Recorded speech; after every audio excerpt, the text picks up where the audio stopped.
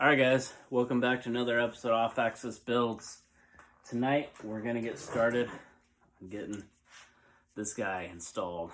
So what I need to do is I need to remove the sway bar mounts, and then I can take out the bolts, or I guess they're rods, I'm not really sure. I think they're threaded rods that go through the transmission case, and replace them with these longer threaded rods.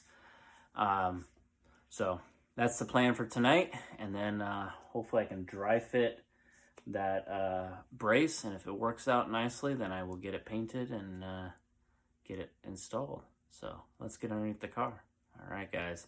Remember, guys, to like, comment, subscribe, and hit that little bell for upcoming notifications. All right, guys. All right, guys. So as you can see, I have the 3/4 inch sway bar mounted right there. And it comes across and it's mounted into the two frame horns, and obviously back to this side, okay? So that mount, that mid-mount transmission mount, goes right across these bolts right here, which in turn, you can see that, are in line with the sway bar. It's a little tough to see, but... So anyways, like I said, I'm going to move those mounts out probably about 2 inches, and it'll be a little bit lower. I'm not too concerned about that. So I can put that mid mount in there. The mid mount will rest on the two frame horns, okay? And then obviously I'll have to take those bolts out and the rods out as well, and then put new longer threaded rods in its place. So that's the plan with that one.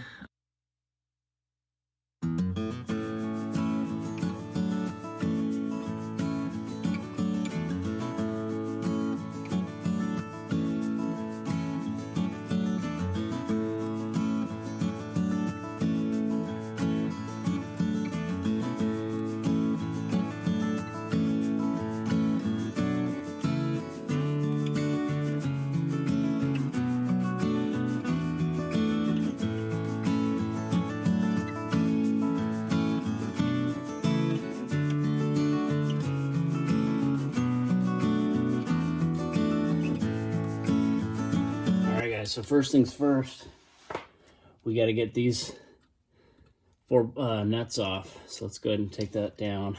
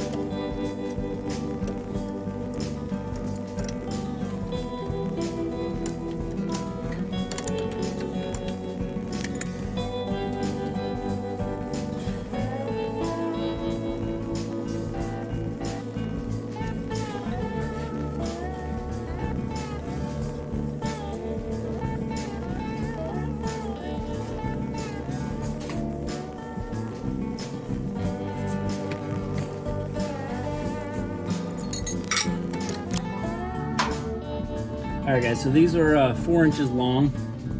I'm gonna actually have to take 1 inch off. As you can see, these things are gonna be way too long, okay? You don't need to stick past too far, just enough for that nut to stay on. It's just gonna be way too far or too long. So if I cut 1 inch off, I should still be able to get this nut on, a washer, the bracket, another washer, and then the last nut. So I'm gonna cut these down. If you noticed, when I took that rod out, I backed 2 of these nuts up and then I tightened them together, and that created a solid nut that I was able to pull the old rod out. So that old rod, I believe, if I still have it here, it's about 1.5 inches long, just long enough to get through the case, and that's it. So I'm gonna actually be pulling all 4 of those, and then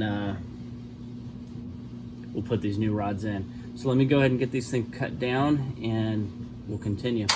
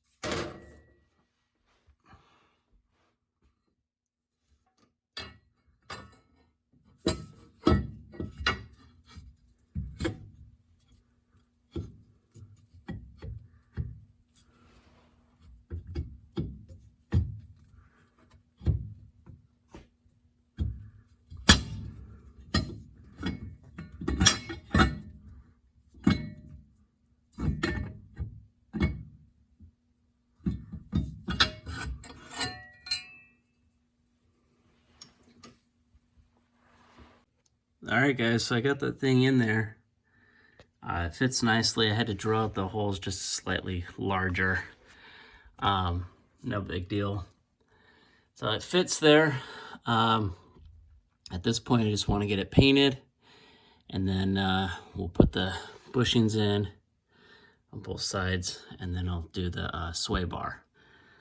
So I think we're good to go here. Let me just go ahead and pull it out and get it painted.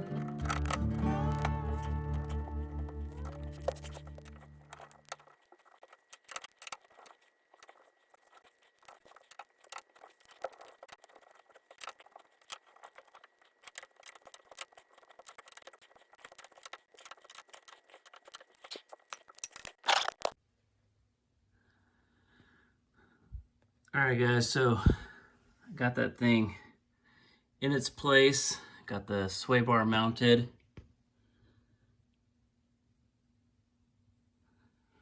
We'll just wait and see how it handles on the car. I think it's going to do what it's supposed to do.